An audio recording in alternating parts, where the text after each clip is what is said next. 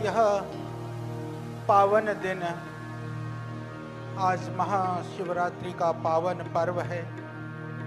यह पर्व और भी दिव्य और भव्य हो गया है, क्योंकि यहाँ पर 251 जो हमारी बहनें हैं, बेटियां हैं, वो अपने पारिवारिक बंधन में बंधने के लिए जा रही हैं। मैं देख रहा था, कल से ही हम यहाँ देख रहे हैं, उनके हृदय में जो उमंग है और उनके नेत्रों में हर्ष के अश्रु हैं। हर्ष के अश्रु इसलिए हैं कि ऐसा विवाह संपन्न होगा, शायद उन्होंने भी कभी नहीं सोचा होगा। ये अनहोनी तो है, पर अनहोनी बहुत शुभ है। शुभ जब परमात्मा की कृपा से बरस जाए तो आंखों में अश्रु आना तो स्वाभाविक है। वह हर्ष अश्रु मैं बहुत सारे बेटियों की आंखों में, बहुत सारे भाइयों की आंखों में देख रहा हूँ।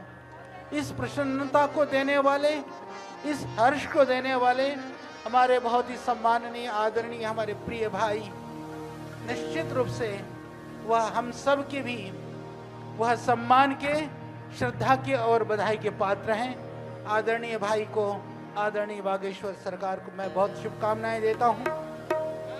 जितने भी यहाँ पर धर्म माता पिता के रूप में आप बैठे हुए हैं, आप सभी भी सौभाग्यशाली हैं कि आपको एक पुत्र और पुत्री के रूप में, अपनों के लिए तो सभी करते हैं, पर पराये अपने बन करके हम निभाने के लिए निकल पड़ते हैं। तो ये परमात्मा की व्यवस्था होती है, भगवान की व्यवस्था होती है।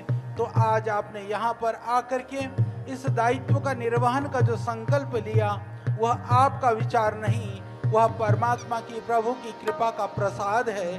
उसको यूं ही आप आगे भी निभाना।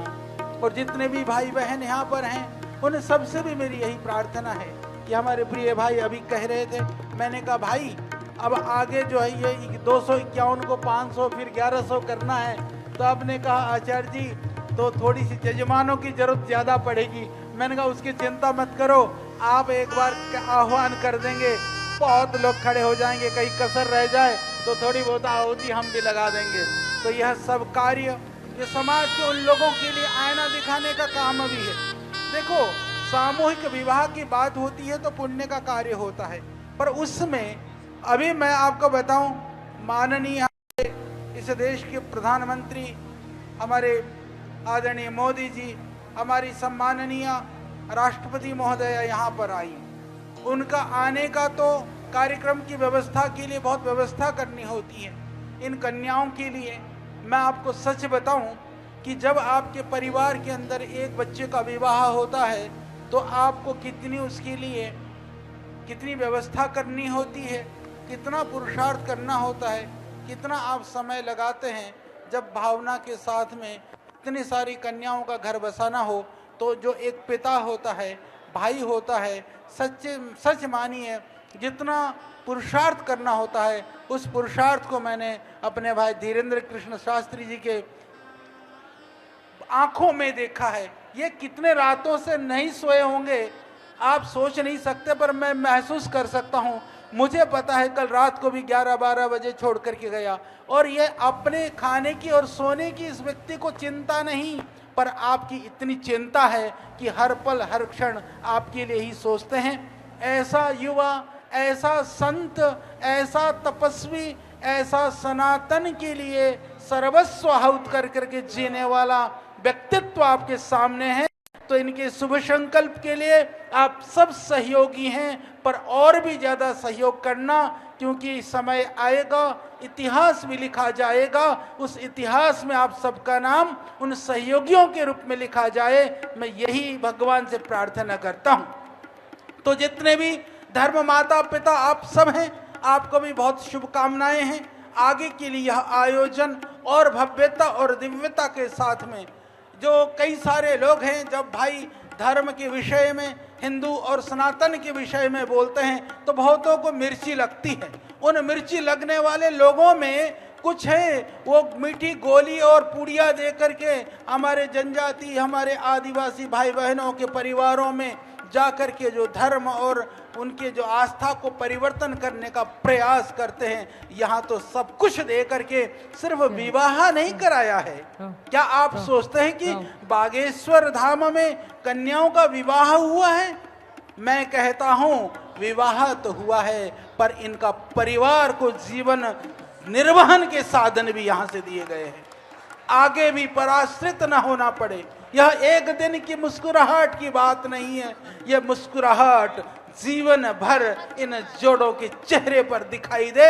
जब ये चक्की चलाए तो बागेश्वर धाम दिखाई दे, और जब यह मशीन चले तो भी बागेश्वर धाम दिखाई दे। जब उन वस्त्रों को धारण कर करके समाज में निकले तो सीना ठोक करके, सीना तान करके आप समाज में जी सके, वह आपको यहाँ से वह सामर्थ्य दिया जा रहा है, वह भावनाओं से आपको जोड़ा जा रहा है। और मैं देख रहा था, कल भाई कह रहे थे, इनके कहते समय मैं एक बात बताऊं, आप लोग क्या देखते हो इनके चेहरे पर जो मैं देखता हूं, इनके शब्दों को नहीं, मैं इनके भावों को देखने का प्रयास करता हूं। बोले आचार्य जी, कल भैया जी हमने ऐसा कर दिया, सबको हमने कहा घोड़े पे बैठाएंगे, सबको घोड़े पे दूल्हाओं को बैठाएंगे।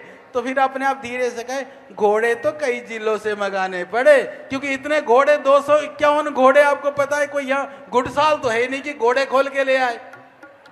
तो बहुत सारे जिलों से उन घोड़ों को यहाँ पर इकट्ठा करके लेकर के आए, और मैं देख रहा था बहुत उत्साह में, उमंग में। अभी घोड़ा गुड़ चढ़ी हुई कि नहीं, पर कुछ घोड़े चढ़ रहे थे। सच में मैंने देखा वो घोड़े बेचारे थोड़े बिदक गए, तो हमारे दूल्हे राजा थोड़े से अंडवेंड से हो गए, तो कुछ धरती पे गिरे। उसका भी अलग आनंद है, चोट नहीं आई पर घोड़े का स्वाद तो मिला।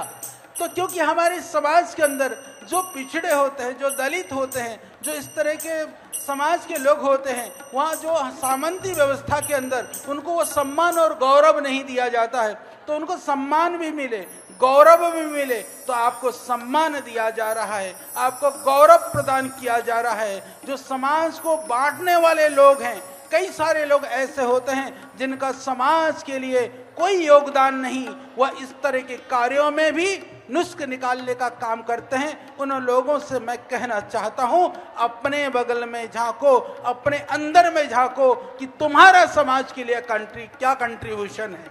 तो आइए हम सब मिलकर के विकसित देश, सभ्य समाज, सनातन के गौरव से परिपूर्ण समाज के निर्माण के लिए इस तरह के आयोजनों में आप बढ़ चढ़ करके भाग लें। आनंद उत्सव मनाने के साथ साथ में सहयोग भी करें।